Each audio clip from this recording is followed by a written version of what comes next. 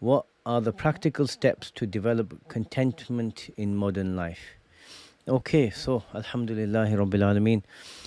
The first thing is to understand the name of Allah subhanahu wa ta'ala, the two names, Al Mu'ti and Al Mani', the one who gives and the one who withholds. So, understanding these two names leads a person to know that Allah gives out of His generosity. And Allah subhanahu wa ta'ala, when He doesn't give you something, He also withholds that. And He's the same generous being. So what Allah gives to a believer and what Allah withholds from a believer, it's all for the best interest of this believer. So once a person understands that anything that's come to me, if I show gratitude for it, it's going to be beneficial to me. And anything I may want and that hasn't come to me, Allah subhanahu wa ta'ala is keeping from me for my own interest. So that's the first thing. And then another practical step you can take is to recite Surah Al-Waqi'ah every night. Sayyidina Abdullah ibn Mas'ud radiyallahu anhu, on his deathbed, he was asked, what have you left for your daughters? And he said, I've taught them Surah Al-Waqi'ah because it's known as the Surah of wealth.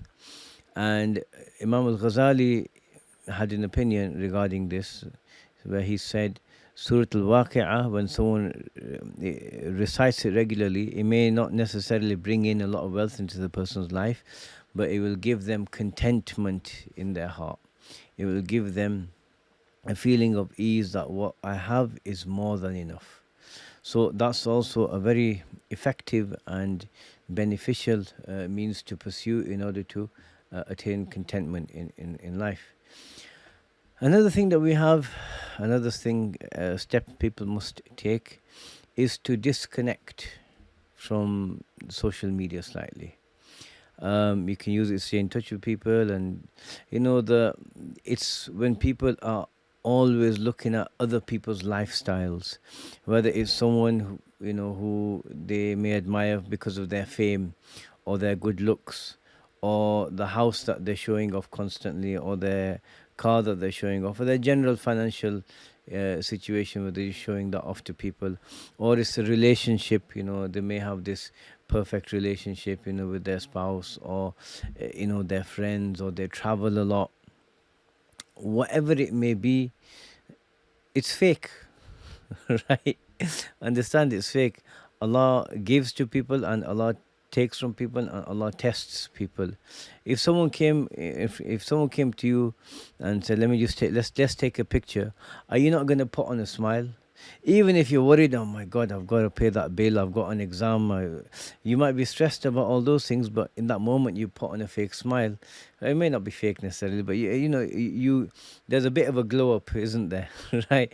You do something because it's naturally people take pictures because in order to preserve the memory of the moment. So yeah, a memory of you smiling is obviously gonna be something nicer to look at than you with a frown, being Mr. Grumpy. So naturally people smile. But my point being is that when that picture is taken, there's an element of it that's enhanced. And this is the same thing with people that post things online, whether it's about a relationship, whether it's about their designer clothes. It's not all going to be as glamorous as it seems. And bear in mind, just because someone's showing it, it doesn't mean that they're happy. Things, objects do not make a person happy. Rather, it's contentment and being at ease in one's life. And yes, things can go a long way in facilitating aspects of your life. But if someone's feeling down because there's people wronging them, or dhulm being happened to them, or being done to them, or any other things that affect the mood of a person, having objects, having the latest in any piece of technology, it's not going to improve you. You might get a dopamine hit, in the short term, or when it's being delivered, you're checking your phone, oh, it's out for delivery, yay. But does that really improve your life? No. So part of it is disconnecting and not making other people's lives your business. Keep it. Let them keep it. And if they're showing it online, say ahlan wa sahlan. Allah bless you in your life and all the good is given you, and may Allah make you grateful for it. And just disconnect, especially if someone's feeling, you know, aspects of jealousy or envy, wanting others to lose their blessings because they don't have it. This is, it becomes a disease then and a sin if you act on that jealousy.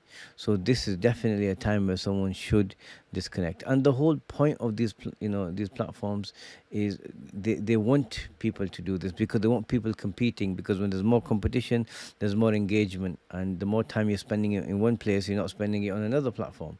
So they want that. So be intelligent and just disconnect slightly. Change the things you look at. Instead of looking at, oh yeah, look at this guy with the fancy cars or whatever. Go look at something else that interests you, that isn't going to make you feel competitive. So I think that's understanding what Allah gives is out of His generosity, and what He withholds is out of His generosity. Understanding and reciting Surah Al-Waqi'ah and understanding the meanings and messages in Surah Al-Waqi'ah, that's what counts, right? Being close to Allah subhanahu wa ta'ala, saving yourself from the hellfire. And don't throw your attention, don't throw your thoughts into what other people display, because most of the time it's not even going to be real. People who have real genuine lives and contentment and happiness in their lives, they don't feel a need to display it to the world. لا إله إلا الله محمد رسول الله